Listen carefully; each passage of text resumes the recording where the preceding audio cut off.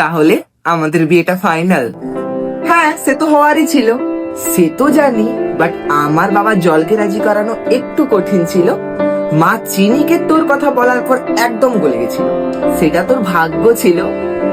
হ্যাঁ, তবে লাস্ট পর্যন্ত আমাদের বিয়েটা তো ফাইনাল।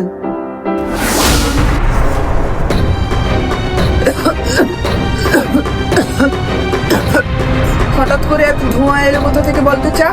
জানি না রে, হঠাৎ করে তো ভরে গেল ধোঁয়াতে।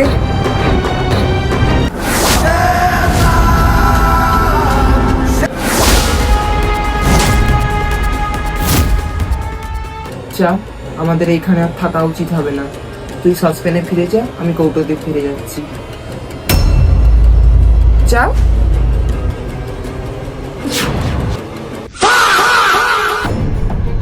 তুই ওইখানে কি করছিস?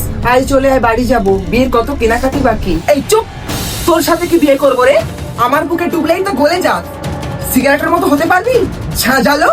কিন্তু আমাদের তো বিয়ে ঠিক হয়ে গেছে। তোর মুখে বাড়ি সিগারেট, এর কিছু ব্যবস্থা করে কি দূর করো এখান থেকে।